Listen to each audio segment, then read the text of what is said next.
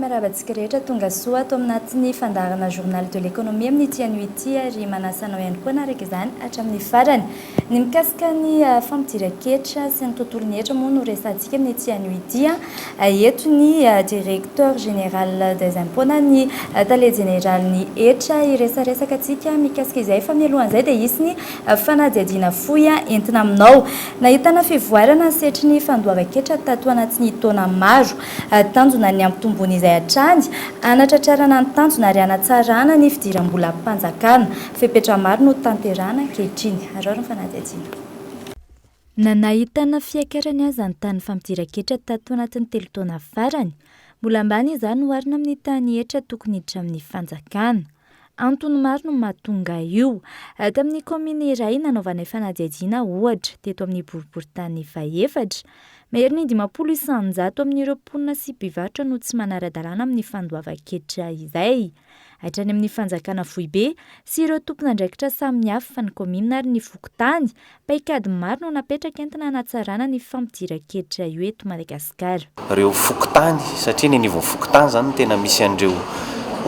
tsena sy olona miasa ireo dia ampahafantarina anjareo aresahana aminjareo zany hoe inona ny tokony andraikitra zany raha resaka hetra sy fanampiana amin'izay zavatra izay. Le tsy fanarahan-dalàna angambany raha voalaza lalàna tokony hanana carte fiscale daholo ny olona andoha hetra alohan'ny hiasa fa tsy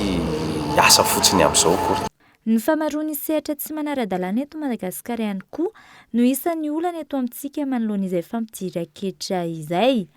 7.5 isanjato ny sehatra ara-toe-karena na ny aktivité ekonomika manerana ny nosy ihany koa tsy manara-dalàna avokoa raha ny tany taona 7.4 koatra izay olana ihany koa ny tsy fahazona zato isanjato ny hetra tokony alohan'ireo orinasa lehibe. Ho any aty farany efa misy ny fepetra noraisina ataky ny fafana misitraka ireo amin'ny totam-baovao avy amin'ny firenena mikambana ao anivon'ny Forum Mondial. Tombony maro no azon'i Madagasikara amin'ny alalany. Raha tohatra ka firenena roa i Frantsa sy Maurice no manana convention fiscale na ny fifanarahana momba ny hetra amintsika, afaka misitraka ireo amin'ny totam-baovao avy amin'ireo firenena 50 anatin'ny forum sika ankehitriny. Araka ny nambarako teo dia andray vahentsika ato amin'ny fandaharana journal de l'économie amin'ny tianio ity Andriamatoa Germain izay tale général ny hetra miarabanao tonga soa ato amin'ny plateau Kol TV. Fantaniko voalohany avy hatrany mikasika an'izay hoe hetra izay ahoana marina ny zava-misy eto Madagasikara mikasika ny resaka fampidiran-ketra satria raha ny hita lohatreto dia mbola ambany tahan'izay tato anatin'ny taona maro. Marina dia marina tokoa fa dia mbola kely dia kely ny tany fampidiran-ketra na tany tsinjiketra eto Madagasikara nantsoina hoe taux de pression fiscale satria izy dia tamin'ny taona 2014 teo dia mananika ny amin'ny 10.4 isanjato nefa ny moyenne aty en Afrika zany ny moyenne aty en Afrika dia efa amin'ny 5.0 isanjato na mihoatra an'izay misy ihany koa ny firenena sasany aty en Afrika mahavita hatramin'ny 20 isanjato ny PIB zany ny tany tsinjiketra. Madagasikara zany raha ny sehatra aty en Afrika zany dia izy angambany no fahatelo farany kely ny tany hetra zany firenena anankiroa ihany zany no mba ambany Madagasikara zany raha jerena zany ny filaharana aty amin'ny administration fiscale en Afrique. Ny antony manokana moa zany dia ny tsy fahatomombanany fampidiran-ketra moa zany nandritra ny fotoana maro zay nampisan'izay administration fiscale izay zany hoe zany tsy nisy ny fanavaozana ifotony tsy nisy ihany koa zany ny fanentanana an'le olona zany andohetra zay moa zany no ilazako fa hoe ny antony manokana zany dia eo ihany ny sehatra tsy manara-dalàna na ny antsoina hoe secteur informel dia ny faharoa zany dia ny kely ny tahany hetra amin'ny impôt sur les revenus zany hoe impôt personnel zay alohan'ny tsirairay fa ny impôt sur les dépenses zany mibetraka zany hoe zany ny ohatra hoe TVA sy droit d'accise io ny farany lehibe ary zay no antony zany zay fahakelezany zay tahany impôt sur les revenus amin'ny recette fiscale zay ny fahatelo lehibe moa zany dia ny tsy fahasirian'le olona zany mandohetra nambaranao teo ny resaka hoe lesiko amin'ny fanavaozana ny tanisa ihany ianao mikasika an'izay fa raha ndraisantsika ohatra mihitsy ohatra ny ahoana zay hoe lesiko eo amin'ny fanavaozana zay raha malala moa zany fa ny fanavaozana zany dia misy mizara anankiroa misy ny fanavaozana anatiny iny moa zany dia ny fobe mpitantanaka be ny hetra moa zany no miandraikitra an'izay ina moa zay fanavaozana izay ny fanavaozana zany dia ny fanatsarana ny service zay omenan'le contribuable zay mandohetra zay moa zany ny fanavaozana ny fanavaozana faharoa zany dia amin'ny fampidiran-ketra mihitsy zany hoe zany ny ady amin'ny kolikoly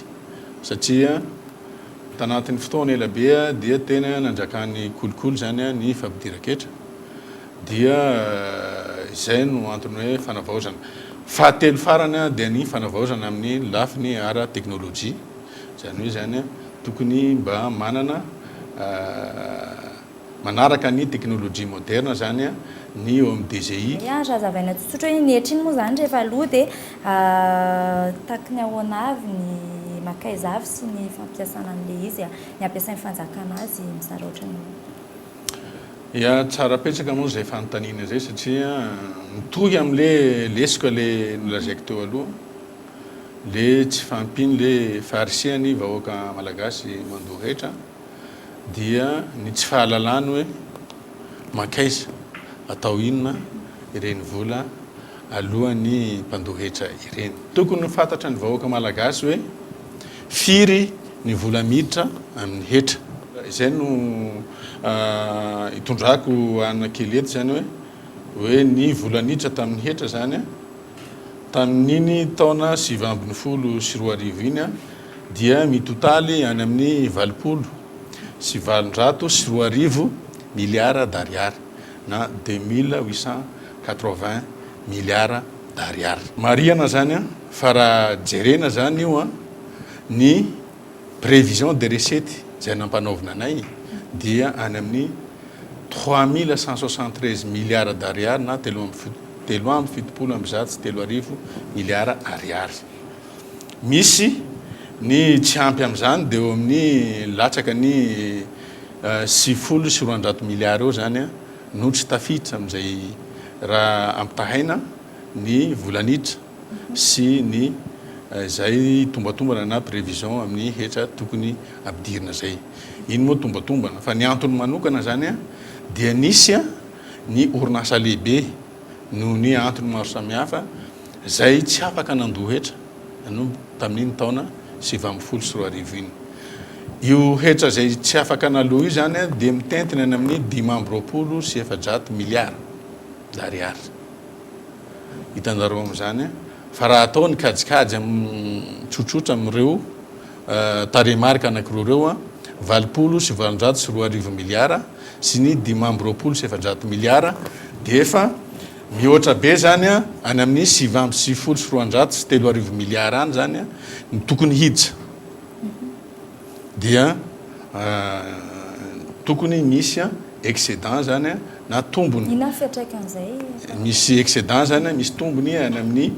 970 milliards d'ariary any zany raha ny tokony izy ny hetra nampidirina ny ampafirin'ireo orinasa lehibe zao no mandohetra raha ny tombatombana aleo asiko fanazavana kely hoe inona le orinasa lehibe ny fikajinan'le izy hoe orinasa lehibe dia amin'ny resaka hoe vola maty na chiffre d'affaires ka raha manana chiffre d'affaires mitovy amin'ny 400 milliards 4 milliards d'ariary 4000 milliards d'ariary zany no vola maty amin'iny orinasa iny dia na mihoatra an'izay dia kajina orinasa lehibe zany izy voasokajy ao anatiny hoe orinasa lehibe. Ny isan'izany orinasa zany zay ao amin'ny direction des grandes entreprises moa zany a no mitantana ny dossiern'ireo orinasa lehibe ireo a dia mananika ny 700 eo zany a eran'ny Madagasikara. Izay orinasa 700 izay a no mampiditra ny 20 isan-jato ny vola miditra amin'ny recette fiscale intérieure satria misy ihany koa ny recette fiscale douanière fa ny anjaran'ny DGI zany a dia ny recette ny hetra anatiny zany hoe zany a ny recette fiscale intérieure. Ireo orinasa 700 ireo dia mampiditra any amin'ny 20 isan-jato ny hetra rehetrarehetra tokony ampidiriny DGI. Hitanareo amin'izay a fa tena manandanja tokoa zany ireo orinasa sokajiana ho lehibe ireo a amin'ny fampidiran-ketra eto Madagasikara. Raha ohatra moa zany a ka reraka ireo orinasa ireo a dia ny dikan'izay a kely ihany koa ny vola miditra amin'ny fampidiran-ketra anatiny. Izay no antony sahiko milaza fa raha ampiakatra an'izany hetra miditra anatiny zany sika dia tsy maintsy hatsaraina alohany a ny mahakasika ny fampidiran-ketra ho an'ireo orinasa lehibe. Zany akory tsy midika hoe ireo ihany a no efa mandoa dia ireo ihany tsy maintsy takinan'le izy fa tsy maintsy hatsaraina ihany koa zany a ny vola laina amin'ny orinasa salantsalany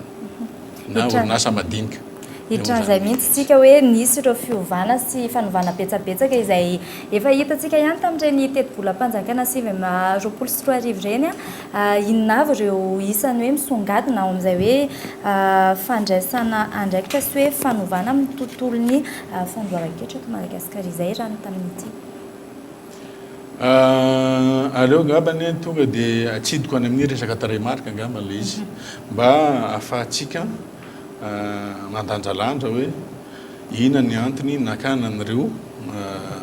volavolan-dalàna rehetra tao anatin'ny taona 2024 ireo. Raha ohatra ka ny volaniditra marina tamin'ity taona 2024 ity a 20 sy 720 miliara no vola miditra dia ny andraikitra nalainay tao amin'ny foibe mpitantanana ka hobe an'hetra na ny DGI ny anjaranay zany a dia any amin'ny 720 sy 400 miliara. Izay a dia tsy maintsy misy ny dingana lehibe. Ny antony nanovana izay dingana lehibe zay a dia mba hatratsara antsika ny tanjona. Ny tanjona moa zany a dia na de efa tara zay ny isika raha milahatra amin'ireo firenena afrikanina dia tsy maintsy manatratra an'izay tanjona izay tsika, tsy maintsy manao dingana lehibe tsika mba ahafahantsika milahatra amin'ireo firenena aty en Afrika dia amin'ny taona 2024 zany a isika dia tokony hatratra any amin'ny tahany tsinjiketra any amin'ny 500 isan-jato. Tsy nisy hetra vaovao ny foronina, tsy nampiakatra tahany tsinjiketra izay, tsy nampiakatra ny tahany hetra zany a na taux de l'impôt zany tsy nisy zany fa ny hatratsaratsika ny tanjona zany a dia ny fanatsarana ny fomba fampidiran-ketra. Izay ihany koa zany a ny tena antony hatratsarana an'izay fa tsy maintsy nisy mesure législative zay nalaina nasiana fanavaozana ny hetra laina amin'ny trano ny hetra laina amin'ny tsena mbarom-panjakana moa zany a na ny antsoina hoe marché public. Izy io moa zany a dia tsy hoe lalàna vaovao na hetra vaovao ny foronina fa no hatsaraina fotsiny le izy a ny natao retenir la source zany hoe zany a alohany IPN-n'le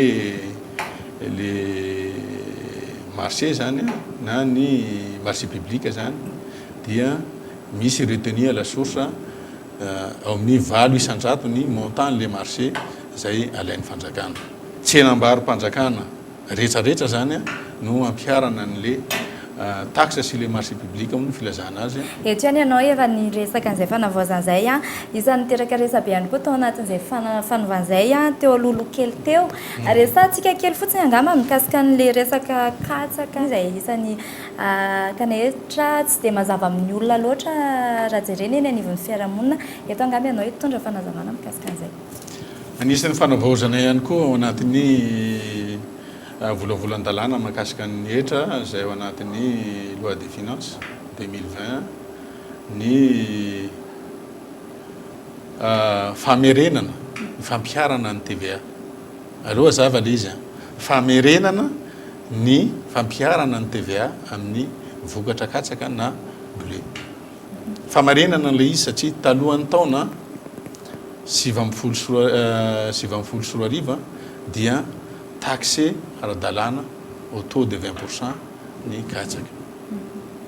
nanomboka tamin'ny taona 7 dia nesorina zay fampiarana ny TVA ao amin'ny katsaka izay tsy nisy vokatra nefa n'le izy ho an'ny vahoaka malagasy ny mpamatotsy vola nireo partenaire atsika partenaire technique et financier nefany dia raha natao ny fanadiadina mahakasika ny dépense fiscale moa ny anarany dia resaka exonération rehetrarehetra réduction dépôt exonération na affranchissement d'impôt zany sy ny sisa na ny amin'ny la douane zay na amin'ny hetra anatiny dia dépense fiscale zay mananika ny any amin'ny 1% ny PIB tsika zany ny dépense fiscale efa any amin'ny 1000 milliards d'ariary ihany zany hitanareo zany fa 1 point ny PIB tsika dépense fiscale raha izay niditra isan-taona zay dépense fiscale ngezabe zay dia tsatsatsika ihany tanjona any amin'izay fotoana be anaovana an'izay any amin'ny tanjona hoe taux de pression fiscale zay mba milahatra amin'ny firenena maro ny exonération nataona ny dépense fiscale zany dia tsy mipakana amin'ny vahoaka zay natonga anay hoe aleo averina tsikelikely atao ny famerenana n'izany exonération zany dia nisan'izay moa zany miresaka katsaka taty amin'ny taona 20 zany dia naverina fampiarana ny TVA amin'ny katsaka efenzay fanazavan'izay ankasitrahina ianao nanaiky ny vahiny teto amin'ny fandarana journal de l'économie menaray minitra farany angamba ianao ny amihezantsika an'izay tontolony fampivoatrana ny fandoavan-ketra eto Madagasikara zay ia misaotra nanomean'izay raha minitra zay mba ahafahana mba mametraka afatra kely zany amin'ny mpandohetra na amin'ny vahoaka malagasy efa maro sehatra dia entanina ny vahoaka malagasy mba andohany anjara brikiny amin'ny firenena isika zany dia tsy antehatra amin'ny fanampiana avy any ivelany fa ny malagasy rehetrarehetra dia tokony handray anjara briky amin'izany fanasoavana ny firenena izany ka dia ifandoavantsika ny hetra zany no anjara brikytsika io no maha-olo-pirenena tsika ny fandoavana ny hetra dia entanina zany ny vahoaka malagasy mba azoto mandohetra ny manaraka an'izay dia manao ezaka lehibe zahay eo amin'ny fibe mpitatana akapobe an'hetra mba hampiakatra ny tahan'hetra dia izany ezaka lehibe zany dia tsy maintsy asiana resaka firoboroboan'ny teknôlôjia io moa zany ny initiative digitale ny DGI moa zany dia hoezahana ho vita daholo zany amin'ity taona 20 ty na ena nga manitsika teo fa efa manao télépaiement ao anatin'ny ihetra io moa zany ny tena initiative digitale ny DGI zany le ihetra mba atao en ligne daholo zany ny fandoavan-ketra mba hialana no resaka kolikoly ifandraisany amin'ny mpandohetra sy ny mpiara-miasa ao amin'ny hetra entina namorana ny resaka fandoavan-ketra ihany koa moa nisany hoe anao totosanan'izay hetra izay raha iverenana kely izay ihany koa no namarana ny journal de l'économie atsika tamin'ity an'io ity ankasitrahany ianao nanaraka izany hatramin'ny farany velomato